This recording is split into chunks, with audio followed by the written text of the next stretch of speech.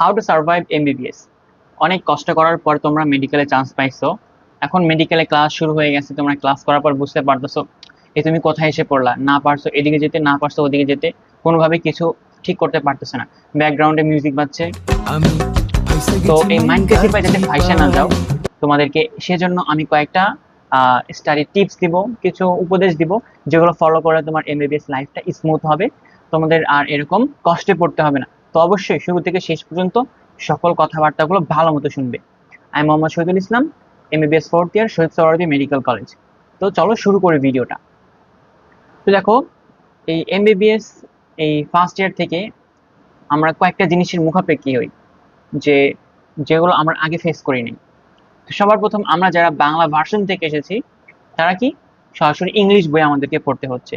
তারপর এমন তেমন ইংলিশ না, এটা হচ্ছে কি মেডিকেল ইংলিশ।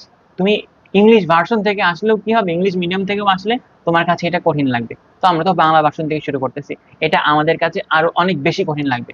তো উপায় কি? উপায় কোনো কিছুই না, তুমি 3-4 মাস সময় যাইতে দাও, দেখবে ইজিলি তোমার কাছে এটা পানিবাত হয়ে গেছে। তো কিভাবে হবে এটা?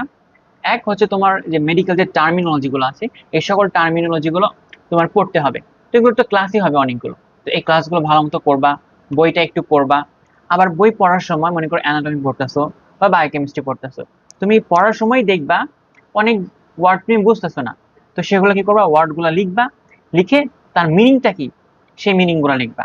তো এরকম করে মনে করো তুমি একটা চ্যাপ্টার যদি পড়ো, তুমি হয়তো 1 পেজ বা 2 পেজ তোমার এরকম শব্দগুলো বের হবে। তো এই শব্দগুলো কিন্তু সামনে আরো রিপিট হবে। তো এই রিপিট হয়েই মনে করবা দিবা তুমি, যদি তোমার 7-8 পেজ হয়ে যায় এই মেডিকেল টার্মিনোলজি বা বিভিন্ন ওয়ার্ড গুলা, আর কিন্তু দেখবা নতুন ওয়ার্ড পাচ্ছ না। এই সব ওয়ার্ডই দেখবা বারবার ঘুরে ফিরে আসছে, অ্যান্টেরিয়রলি, পোস্টেরিয়রলি, ডরসালি, ল্যাটারালি, তারপরে অ্যাসিডোসিস, অ্যালকালোসিস, এগুলো কিন্তু সবকিছু আসতেছে। তো এগুলোর সাথে তোমরা পরিচিত হবা, তোমার দেখবা কি এই ইংলিশ গুলো একদম ইজি হয়ে যাচ্ছে। আস্তে আস্তে ইজি হয়ে যাবে, তোমার একটু টাইম দিতে হবে। এগুলো নিয়ে চিন্তা করার কোনো কারণ নেই। যারা ফার্স্ট ফার্স্ট এগুলো শুরু করে, আমরা যারা মেডিকেলে একদম ফার্স্ট ইয়ার থেকেই মনে করো বাংলা থেকে ইংলিশে হঠাৎ করে চলে আসলাম, সবারই প্রবলেম হয়েছে। এই প্রবলেমটা হওয়া স্বাভাবিক, সো ডোন্ট ওয়ারি। কিছু সময় যাইতে দাও, দেখবা এটাও তোমার কাছে পানিবাত হয়ে গেছে।